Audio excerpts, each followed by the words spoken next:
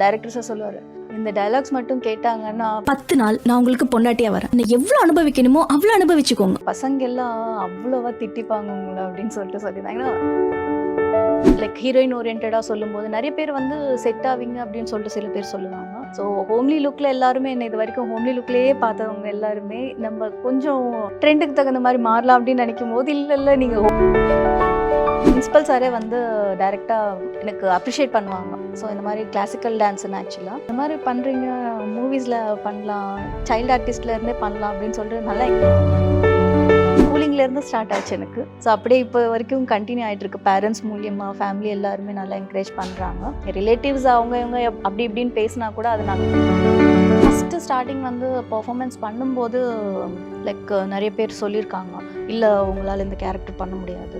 So நிறைய பேர் என்னோட ஃபேஸ் எல்லாம் பார்க்கும்போது கொஞ்சம் அப்படியே இது வரைக்கும் நான் எங்கேயாவது மூவி போய் பண்ணுறேன்னா இப்போவுமே ரொம்ப சின்ன குழந்தை ஃபேஸாகவே இருக்குது. நீங்கள் அந்த கேரக்டருக்கு செட் ஆக மாட்டேங்க. ரொம்ப ஆசையாகவோ இந்த மாதிரி பண்ண போகிறோம், இந்த கேரக்டரில் பண்ண போகிறோம், இன்வால்வ் ஆகி பண்ணுவோம், நல்லா பண்ணலாம். நம்மளுக்கு ஆடிஷன் கொடுத்து நம்ம அந்த பெர்ஃபார்மன்ஸ் அதெல்லாம் பண்ணதுக்கப்புறம் ஸோ அது இல்லை, நீங்கள் அந்த கேரக்டருக்கு வந்து ரொம்ப அந்த மெச்சூரிட்டி லெவல் இல்லை அப்படின்னு சொன்னும்போது GUI, இந்தியாவின் தலை சிறந்த vernacular edtech brand, skilling everyone everywhere. ஹாலிடேஸ்னாலே அது நம்ம ஜிடி ஹாலிடேஸ் தான். வணக்கம் மேக்னா. வணக்கம். எப்படி இருக்கீங்க? நல்லா இருக்கேன், நீங்கள் எப்படி இருக்கீங்க? ரொம்ப நல்லா இருக்கேன், தேங்க்யூ ஸோ மச். அண்ட் வாழ்த்துக்கள் முதல்ல வைரி மூவிக்காக. தேங்க்யூ. கிரிட்டிக்கலி அக்ளைம்டா நல்லபடியா போயிட்டு இருக்குது.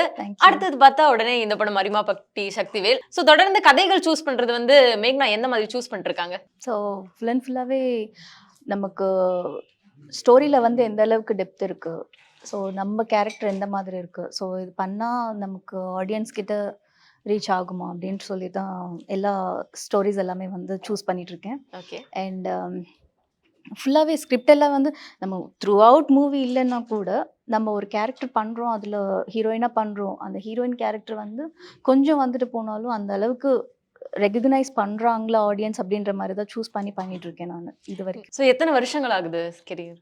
8 years ஆகுது. 8 years ஆகுது. இந்த 8 வருஷங்கள்ல வந்துட்டு ரெக்ரெட் பண்ண ஏதாவது ஒரு தருணம் உண்டா? இந்த ஒரு ஃபிலிம் பண்ணிட்டோம், இதை நான் பண்ணியிருக்க வேணாம் அந்த மாதிரி? அந்த மாதிரி எனக்கு தெரிஞ்சது வரைக்கும் எதுவுமே கிடையாது. ஓகே. ஸோ பண்ணுற எல்லா ப்ராஜெக்ட்டுமே எல்லா மூவிஸும் வந்து நம்ம நிதானமாக சூஸ் பண்ணி பண்ணுறதுனால ஸோ அந்த மாதிரி எதுவுமே ரெக்ரெட் பண்ணது கிடையாது. எனக்கு எந்த கேரக்டருமே அந்த மாதிரி கிடையாது. ஓகே. மேக்னா கிட்ட இந்த ஒரு கேள்வி கேட்கணுன்ட்டு அந்த பைரி இன்டர்வியூலேயே நாங்கள் ட்ரை பண்ணோம், பட் அப்போ பிடிக்க முடியல. என்ன அப்படின்னா, ஸ்கிரிப்ட் சூஸ் பண்ணுறது வந்துட்டு நம்ம சூஸ் பண்ணிட்டாலும் அதுக்கப்புறம் ரிசீவ் ஆகுறது ஒரு சைடு ரிசீவ் ஆகும். நம்ம ஒரு மெசேஜ் கொடுக்கணும்னு நினைப்போம், அங்கே போய் ஒரு மாதிரி ரிசீவ் ஆகும். அப்படி பார்க்கும்போது மேக்னாவோட சில படங்கள் வந்துட்டு இந்த படம் போல்டா பண்ணிருக்காங்கப்பா, நல்ல டைலாக், சில டைலாக்லாம் ரொம்பவே போல்டா இருந்துச்சு, அந்த டைலாக் நல்ல ட்ரெண்டும் ஆச்சு. சோ அந்த மாதிரி பேசும்போது ஒரு பக்கம் நெகட்டிவாவும் நம்ம கமெண்ட்ஸ் வரும், ஒரு பக்கம் பாசிட்டிவாவும் வரும். பட் நான் அது ரொம்ப பாசிட்டிவான வேலை பார்த்தேன். ஏன்னா அந்த மாதிரி பேசுறதுக்கு நிறைய பேர் தயங்குவாங்க. But you did it. Congrats. அதை நீங்க எப்படி ஃபேஸ் பண்ணீங்க அதுக்கப்புறம்? ஆக்சுவலா நம்ம அந்த மாதிரி டைலாக் பேசும்போதே டைரக்டர்ஸ் எல்லாருமே சொல்லுவாங்க. ஸோ நிறைய பாசிட்டிவும் வரும், நெகட்டிவும் வரும் அப்படின்னு சொல்லிட்டு. ரீசெண்டாக பழகிய நாட்கள் அப்படின்னு லாஸ்ட் இயர் என்னோட மூவி ஒன்று ரிலீஸ் ஆயிருந்தது. ஸோ அந்த மூவியில் டைலாக்ஸும் அப்படி தான் டைரக்டர்ஸாக சொல்லுவார், இந்த டைலாக்ஸ் மட்டும் கேட்டாங்கன்னா பசங்க எல்லாம் அவ்வளோவா திட்டிப்பாங்க உங்களை அப்படின்னு சொல்லிட்டு சொல்லியிருந்தாங்க. ஏன்னா அது ஒரு சின்ன ஒரு டைலாக், பசங்களை பற்றி டாமினேட் பண்ணுற மாதிரி அப்படின்னு சொல்லிட்டு பேசியிருப்பேன். நான் சொன்னேன், பரவாயில்ல சார், நம்ம ட்ரை பண்ணுறது தப்பு இல்லைல்ல. ஸோ இது வரைக்கும் நம்ம பேசாத ஒரு இதை வந்து நம்ம சொல்கிறோம், அது ஆடியன்ஸ் ஏற்றுக்கிட்டாங்கன்னா ஓகே, ஏற்றுக்கலனாலும் ஓகே, எனக்கு எந்த பிரச்சனையும் இல்லை. ஸோ நமக்கு அந்த கேரக்டருக்கு அது இம்பார்ட்டன்ட் அப்படின்னா கண்டிப்பாக அதை நான் பண்ணுவேன் அப்படின்னு சொல்லி. நிச்சயமா ஏதாவது ஒரு படத்தில் இந்த ரொமான்டிக் சீனோ, லவ் சீனோ அப்படியெல்லாம் ஒரு விஷயங்கள் வரும்போது நமக்கு தெரியும், ஆஸ் அன் ஆர்டிஸ்ட் எங்களுக்கு வேலை இதுதாங்க, நாங்கள் நடிக்கிறோம். பட் அதர் எண்ட்ல இருந்து பார்க்குறவங்க வந்துட்டு அதையும் தாண்டி வந்துட்டு ஒரு பர்சனாக வந்து கிரிட்டிசைஸ் பண்ணுவாங்க. சோ இந்த மாதிரி விஷயங்கள்லாம் எப்படி ஃபேஸ் பண்ணீங்க? பர்టిక్యులர்லி அந்த காட்சி பிழை அதுக்கப்புறம்லாம் வந்துட்டு எந்த மாதிரி ஃபேஸ் பண்ணீங்க அந்த கிரிட்டிசிசம்? ஆக்சுவலா அது பண்ணியிருக்கோம் நம்ம, அந்த மாதிரி ரொமான்டிக்கா அதெல்லாம் பண்ணியிருந்தாலும் பட் ஸ்டில் நம்ம எந்த அளவுக்கு லிமிட்ல இருந்து பண்ணணும் அப்படின்னு சொல்லிட்டு அது ஒன்று இருக்கு. ஸோ அதுக்கு தகுந்த மாதிரி தான் நான் சூஸ் பண்ணிட்டே போயிட்டு இருக்கேன். நான் எனக்கு இதுக்கு வரைக்கும் தெரிஞ்ச மாதிரி அந்த மாதிரி நெகட்டிவா எனக்கு பேசுற அளவுக்கு நான் கேரக்டர் பண்ணல. பிகாஸ் ஒவ்வொரு கேரக்டரும் ஒரு கருத்தை சொல்லுது, ஒரு விஷயத்தை பேசுது. நம்மளுக்கு கேரக்டருக்காக அது இம்பார்ட்டன்ட் அப்படின்னா அது கண்டிப்பா பண்ணிதான் ஆகணும். நீங்க பாக்குறீங்க அப்படின்னா வந்து நீங்க அது எதனால பாக்குறீங்க, அந்த கேரக்டர்ல அந்த மூவில வந்து அந்த பொண்ணோட கேரக்டர் இந்த மாதிரி இருக்கு, ஸோ அந்த கேரக்டருக்கு அது தேவை அப்படின்னு நீங்க பாக்குறவங்க வந்து அதை நீங்க திங்க் பண்ணணும். ஸோ அந்த மாதிரி திங்க் பண்ணால் மட்டும்தான் அந்த மூவி ஃபுல் அண்ட் ஃபுல்லாக பார்த்து கம்ப்ளீட் பண்ண முடியும். கரெக்ட். 8 வருஷம் அப்படின்றது இண்டஸ்ட்ரியில சாதாரண விஷயமே கிடையாது. ஒரு வருஷம் வருவாங்க, அடுத்த வருஷம் காணாம போயிடுவாங்க. எங்கெங்க போயிட்டீங்க? இல்லங்க ஃபீல்ட் அவுட். அவ்வளவுதான். அப்படி இருக்கும்போது 8 வருஷம் வந்துட்டு ஹீரோயினா வந்து ஸ்டாண்ட் பண்ணிட்டு இருக்கீங்க. நிறைய ரோல்ஸ் வந்து பண்ணிட்டு இருக்கீங்க. இந்த 8 வருஷத்துல மேகனாக்கு சேலஞ்ச் பண்ண ஒரு விஷயம் என்ன? சேலஞ்சிங் அப்படின்னு ஒன்றுமே கிடையாது. பட் நிறைய பேர் வந்து ஸ்கிரிப்ட் சொல்லும்போது நம்ம அதுக்கு லைக் ஹீரோயின் ஓரியன்டாக சொல்லும்போது நிறைய பேர் வந்து செட் ஆவீங்க அப்படின்னு சொல்லிட்டு சில பேர் சொல்லுவாங்க. ஸோ ஹோம்லி லுக்கில் எல்லாருமே என்ன இது வரைக்கும் ஹோம்லி லுக்லேயே பார்த்தவங்க எல்லாருமே நம்ம கொஞ்சம் ட்ரெண்டுக்கு தகுந்த மாதிரி மாறலாம் அப்படின்னு நினைக்கும் போது இல்லை நீங்கள் ஹோம்லியாகவே தான் நல்லா இருக்கீங்க அப்படின்னு சொல்லிட்டு சொல்கிறாங்க. ஸோ அது ஒன்று பர்டிகுலராக எனக்கு ஒன்று கொஞ்சம் நெகட்டிவாக தோணுது. ஸோ இதனால நம்ம பண்ணுறதுனால நெகட்டிவாக ஐ மீன் ட்ரெடிஷனாக இந்த மாதிரி ஹோம்லி லுக்லேயே பண்ணுறதுனால இப்படியே தான் போயிட்டு இருக்கணுமா நம்ம? ஹோம்லி லுக்கில் பண்ணுறவங்களுக்கு நிறைய பேருக்கு இப்போ வரது எல்லாமே வந்து ஃபுல் அண்ட் ஃபுல்லாகவே அந்த அளவுக்கு நம்ம மூவிஸ் எதுவுமே பார்க்குறது கிடையாது. ரொம்ப கம்மி தான்.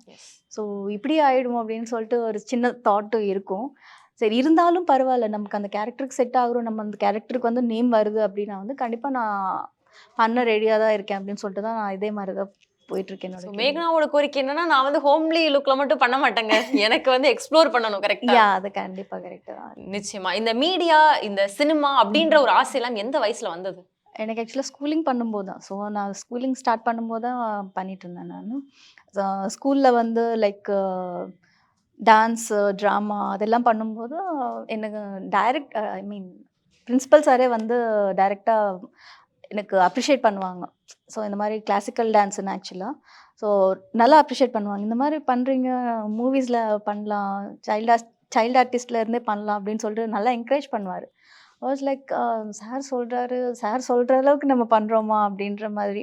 ஏன்னா அவர் எப்போவுமே ஸ்டடீஸில் தான் கான்சென்ட்ரேட் பண்ணணும், அதிகமாக கான்சென்ட்ரேட் பண்ணணும், நல்லா படிக்கிற பொண்ணு நீங்கள் ஸ்டடீஸில் கான்சென்ட்ரேட் பண்ணணும் அப்படின்னு சொல்லுவார்.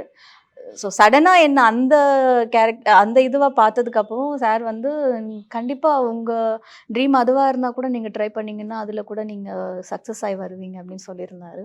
அதுக்கப்புறம் வீட்டில் இருக்கிறவங்க எல்லாருமே என்கரேஜ் பண்ணி அதே மாதிரி தான் நம்மளுக்கு மோட்டிவேஷன் பண்ணணும். யாராவது மோட்டிவேட் பண்ணால் மட்டும்தான் அது முடியும். ஸோ அது ஸ்கூலிங்லேருந்து ஸ்டார்ட் ஆச்சு எனக்கு.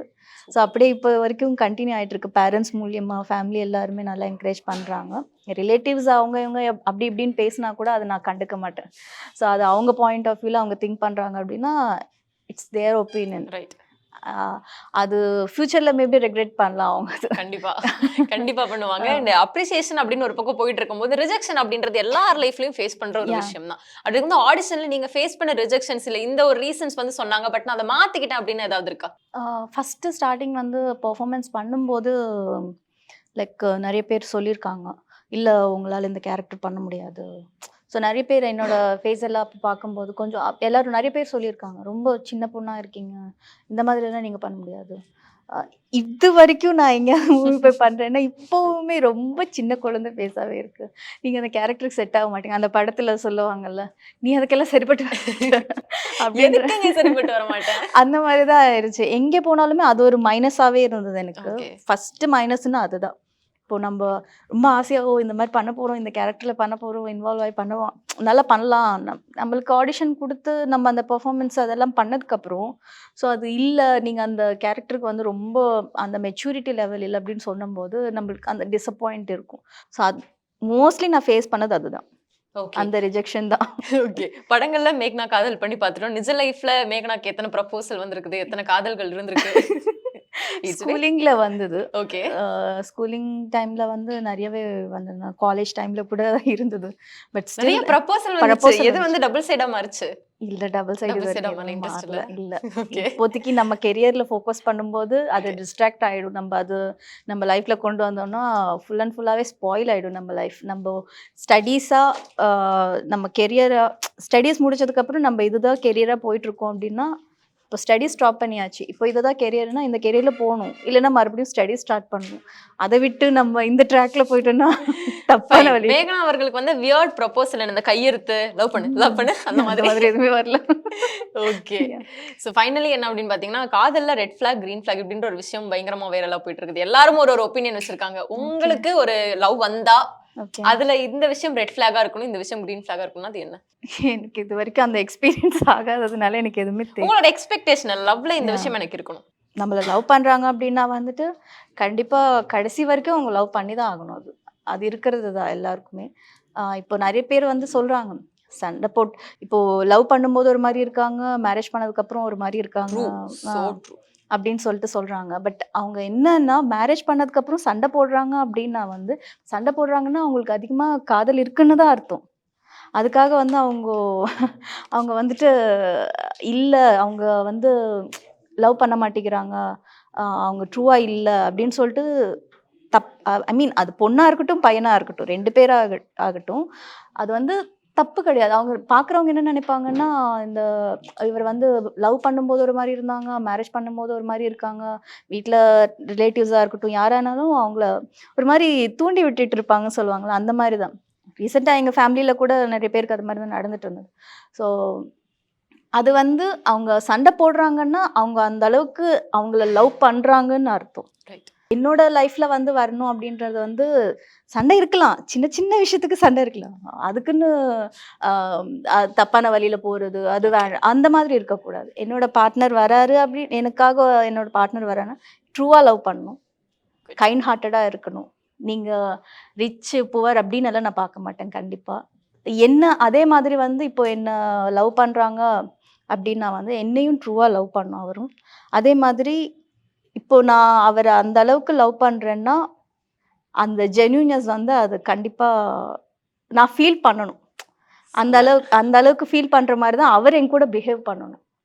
அந்த ஒரு ஃபீலிங் இருக்கு, அந்த ஃபீல் இருக்கணும். அது நம்மளுக்கு ஈஸியாக தெரிஞ்சிடும் இல்லைங்க. சிலர் வந்து இப்போ நம்ம சும்மா ஐ லவ் யூ அப்படின்னு சொல்றது வேற, அவங்க ஃபேஸ் பார்த்தது அந்த கண்ணு பார்த்ததுமே அந்த எந்த அளவுக்கு ட்ரூவாக இருக்காங்கன்னு சொல்றது வேற டிஃப்ரெண்ட் இருக்கும்.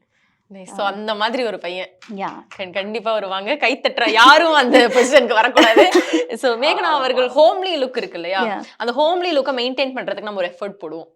அந்த ஸ்கின் கேர் அப்படின்றது என்ன? Tell your secrets. சீரியஸாக நீங்கள் நம்புவீங்க மாட்டீங்களோ தெரியாது, இது வரைக்கும் நான் பார்லர் போய் ஒரு ஃபேஷியல் பண்ணது கிடையாது, எதுவுமே கிடையாது. வீட்ல அப்ப வந்து இந்த வீட்டில் எதுவுமே பண்ண மாட்டேன். நேச்சுரல் அம்மா வந்து திட்டிகிட்டே இருப்பாங்க, ஃபேஸுக்கு ஏதாவது அப்ளை பண்ண டேன் ஆச்சுன்னா கூட நான் ஜஸ்ட் ஆயில் அந்த மாதிரி நார்மல். அங்கே கேரளாவில் நம்மளுக்கு ஏலாதி அப்படின்ட்டு ஒரு ஆயில் கிடைக்கும், ஏலாதின்னு ஒரு ஆயில், அது வந்து போட்டால் அந்த அளவுக்கு வந்து ஸ்கின் வந்து வெறும் ஆயில ஃபேஸ்க்கு போடுவீங்களா? ஏலாதி ஆயில். ஆமாம், ஆயுர்வேதிக் ஷாப்பில் நார்மலாகவே கிடைக்கும் நம்மளுக்கு ஏலாதி அப்படின்ட்டு. அதை அப்ளை பண்ணோன்னா அந்த டேன் வந்து நல்லா ரிமூவ் ஆகும். மற்றபடி நான் ஃபேஸுக்கு அது இது அப்படின்னு எதுவுமே போடுறதில்ல. பட் இப்போ ரீசெண்டாக வந்து பிரைட்னிங்காக ஒரு ஹோம் ரெமெடியை வந்து ட்ரை பண்ணியிருக்கேன். லைக் அந்த ரைஸ் ஃப்ளோரு, மில்க்கு, ஹனி அந்த 3யும் மிக்ஸ் பண்ணி ஃபேஸில் அப்ளை பண்ணி ட்ரை ஆனதுக்கப்புறம் நல்லா சாஃப்டாக வாஷ் பண்ணிட்டோம்னா லைவ் ரிசல்ட் தெரியும், பிரைட்டாக இருக்கும் ஃபேஸ். ஹேர் கேர் என்ன பண்ணுவீங்க? ஹேருக்கு நான் எதுவுமே கிடையாது இது வரைக்கும். அது அப்படியே வந்துட்டு வெறும் கோகனட் ஆயில் கேரளால கிடைக்கிற இல்ல அந்த மாதிரி இல்ல, எதுவுமே கிடையாது.